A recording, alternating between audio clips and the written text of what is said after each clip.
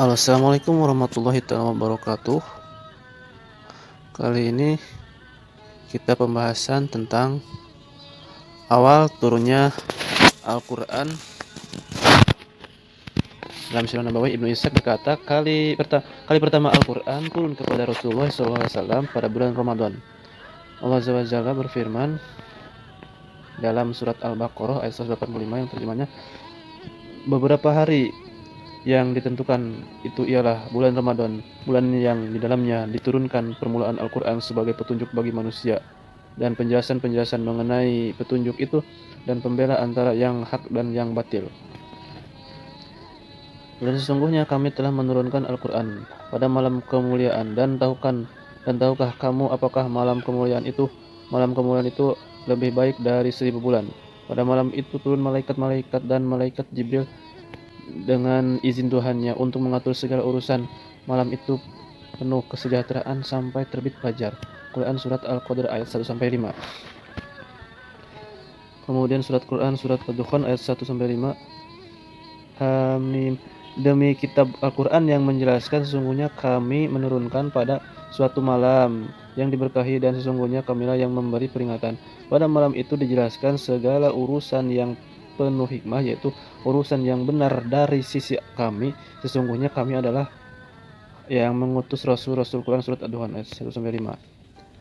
Kemudian ayat Al-Quran surat Al-Anfal ayat 41, jika kalian beriman kepada Allah Subhanahu wa taala dan kepada apa yang jika kalian beriman kepada Allah dan kepada apa yang kami turunkan kepada hamba kami Muhammad di hari Furqan, yaitu di hari bertemunya dua pasukan, yaitu bertemu Rasulullah SAW dengan orang-orang musyrikin di perang Badar.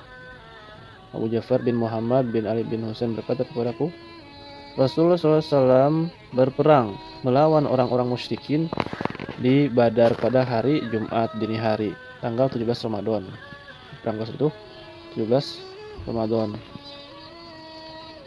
Wahyu kemudian turun kepada Rasulullah SAW bertahap-tahap, dan beliau beriman kepada Allah SWT dan membenarkan sepenuhnya apa yang datang kepada beliau, menerimanya dengan sepenuh jiwa, bersabar terhadapnya, menanggung semua resiko baik mendapatkan keridhaan atau kemarahan manusia.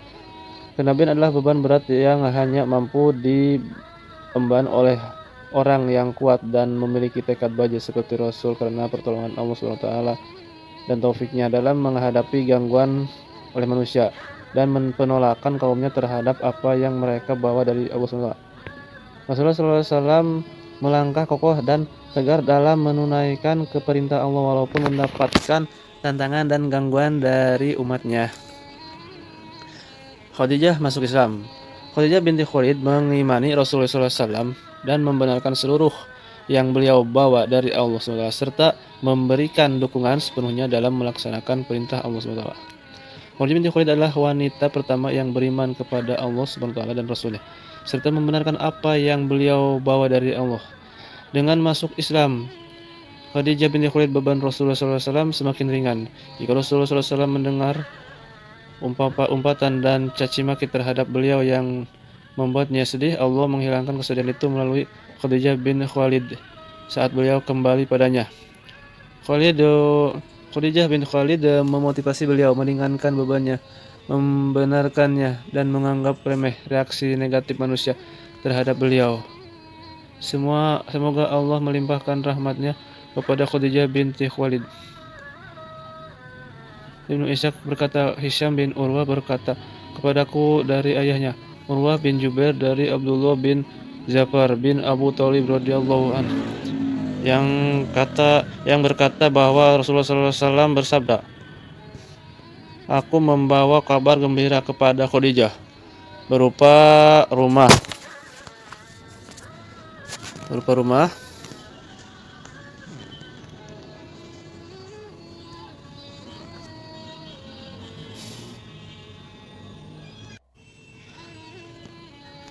Aku membawa kabar gembira kepada Khadijah berupa rumah dari kosob mutiara yang berlubang, yang di dalamnya tidak ada suara riuh dan kelelahan.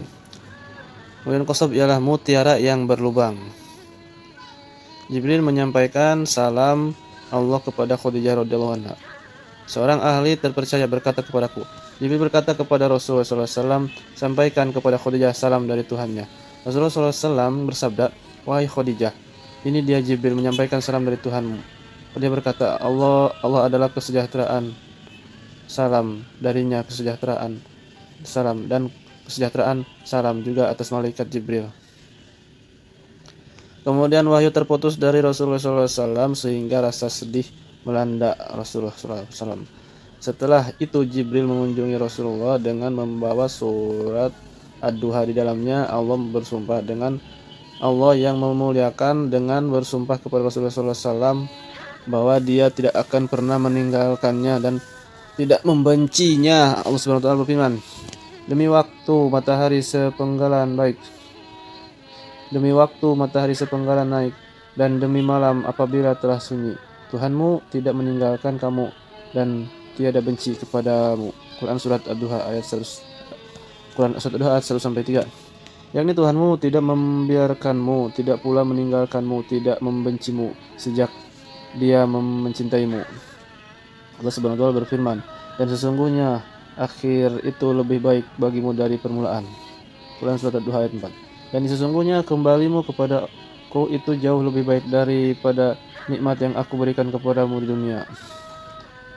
Dan kelak Tuhanmu pasti memberikan karunia-Nya kepadamu, lalu kamu menjadi puas. Quran surat Ad-Duha ayat 5. Yakni engkau puas dengan beruntung di dunia dan ganjaran di akhirat. Bukankah Dia mendapatimu sebagai seorang yatim, lalu Dia melindungimu, dan Dia mendapatimu sebagai seorang yang bingung, lalu Dia memberikan petunjuk, dan Dia mendapatimu sebagai seorang yang kekurangan, lalu Dia memberikan kecukupan. Quran surat Ad-Duha ayat 6-8. Melalui ayat-ayat di atas Allah menggambarkan kemuliaan yang Dia karuniakan kepada Rasulullah SAW di dunia, juga karunia-Nya pada saat beliau yatim, miskin, tersesat, dan Allah Subhanahu wa taala menyelamatkan semua itu dengan rahmat-Nya. Saja itu artinya senyap. Umayyah bin Al-Asad bin At-Taqafi berkata, tatkala dia datang di malam hari, sahabatku telah tidur pulas dan malam telah terliput senyap dengan gelap gulita.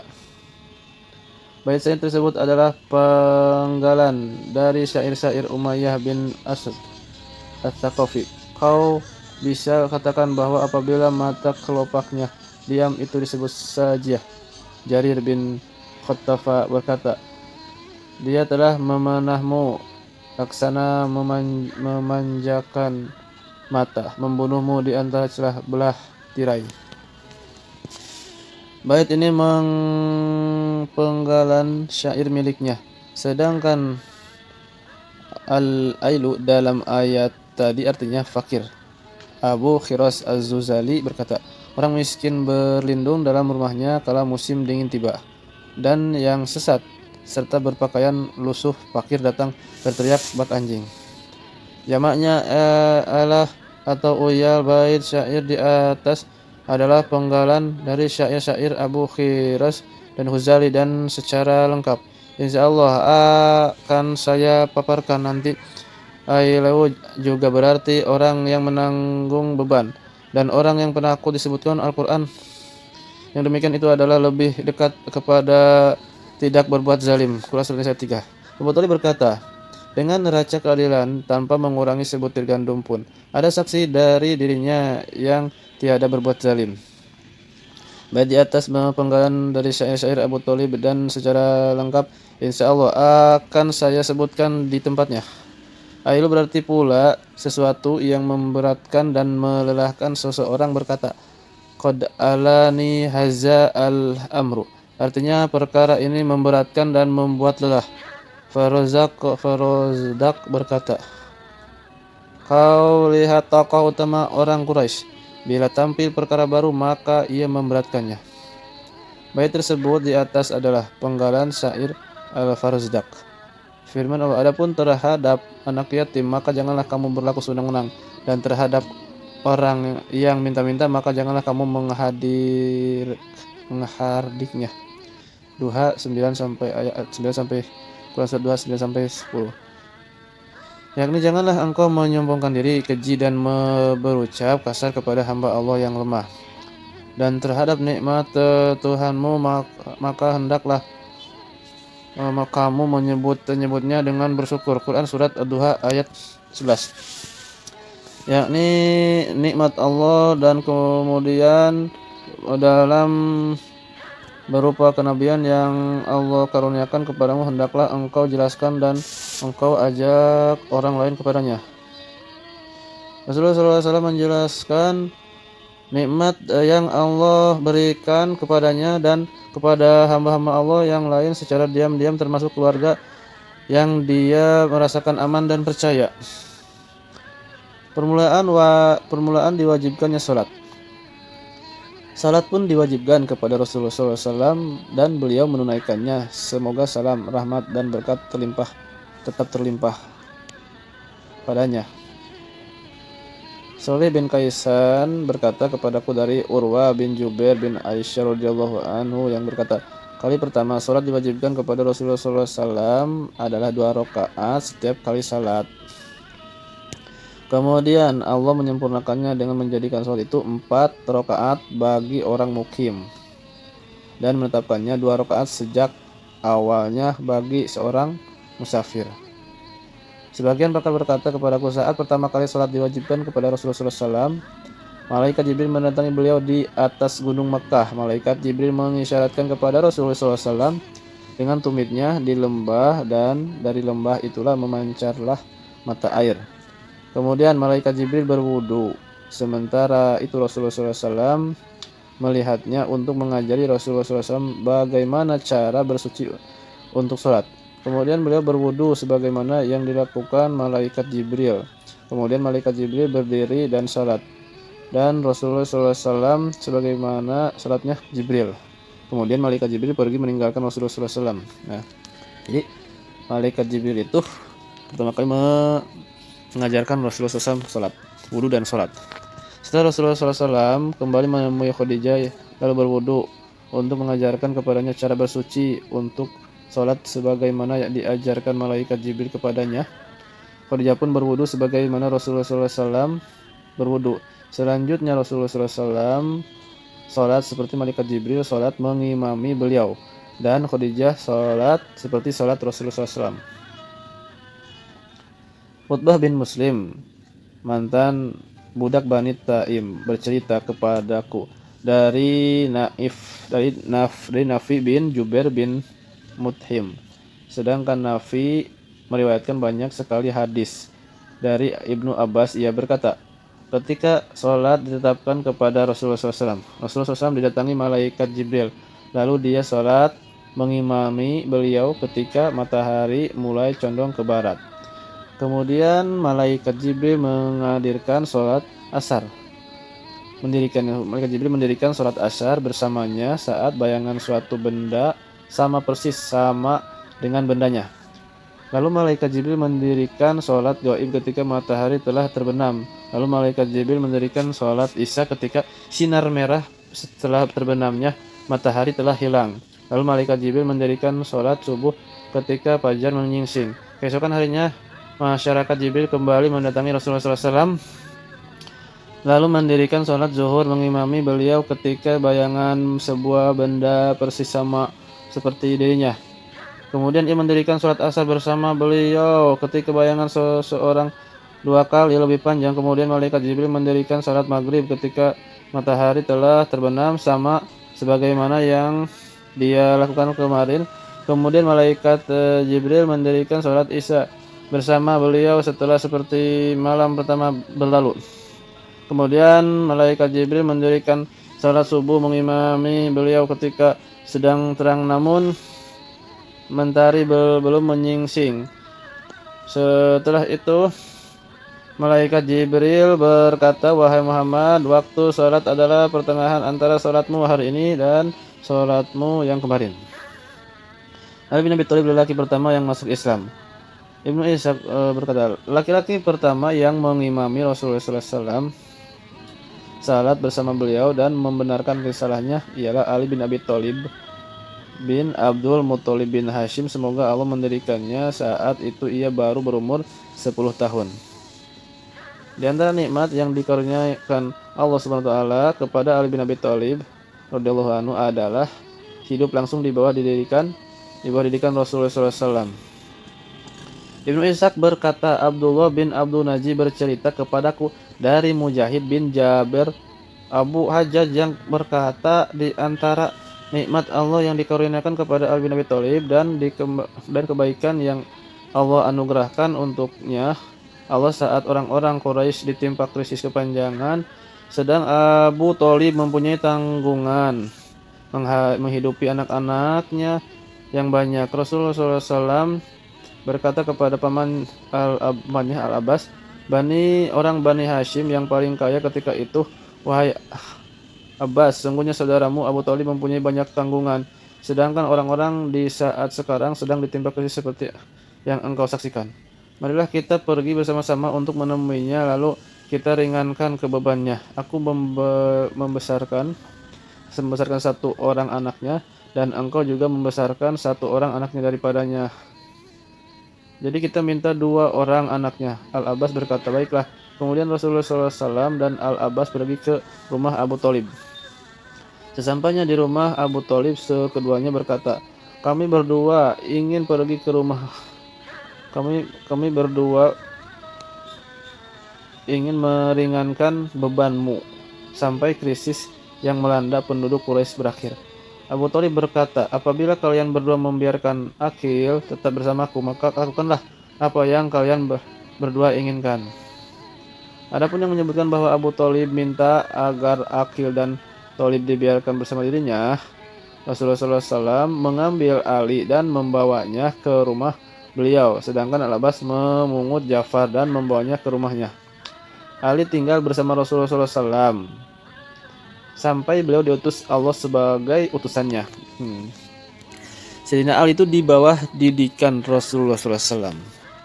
Dan sementara Ja'far tetap tinggal bersama Al-Abbas hingga ia masuk Islam dan bisa berdikari.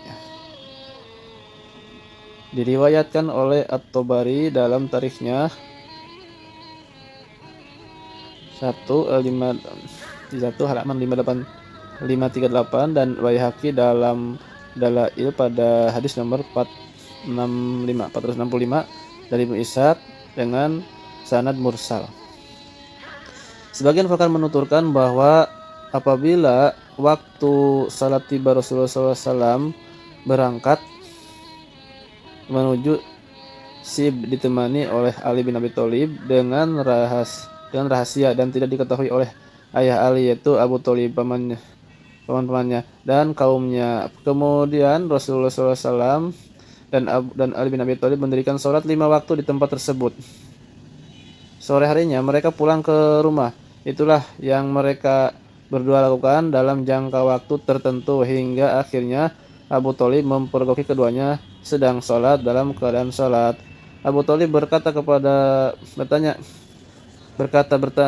Rasulullah SAW, wahai anak keponakanku, agama apa yang engkau peluk yang kulihat tadi? Rasulullah SAW, wahai pamanku, ini adalah agama Allah, agama malaikatnya, agama para rasulnya, dan agama bapak kita Ibrahim. Atau sebagaimana Rasulullah SAW sabdakan, Allah telah mengutus aku sebagai rasul kepada seluruh hambanya, sedangkan engkau, wahai pamanku, adalah orang yang paling berhak aku nasihati dan aku ajak kepada hidayah ini. Engkaulah sosok yang paling layak menerima dakwahku dan mendukungku di dalamnya. Atau sebagaimana beliau sabdakan, Abu Thalib berkata, wahai keponakanku, sesungguh-sungguh tidak mungkin bagiku bisa meninggalkan agama leluhurku dan tradisi yang biasa mereka lakukan. Meski begitu, demi Allah, takkan ku biarkan ada seorang pun yang berbuat jahat kepadamu selagi aku masih ada. Banyak yang mengatakan bahwa Abu Thalib berkata kepada Ali bin Abi Thalib, anakku, agar apakah yang engkau peluk? Ali bin Abi Thalib menjawab, ayah anda, aku telah beriman kepada Allah dan Rasulnya. Aku membenarkan risalahnya, salat bersamanya dan mengikuti beliau. Ada yang mengatakan bahwa Abu Thalib itu berkata kepada Ali, anaknya, jika ia menyerumu pada kebaikan, maka ikutilah dia.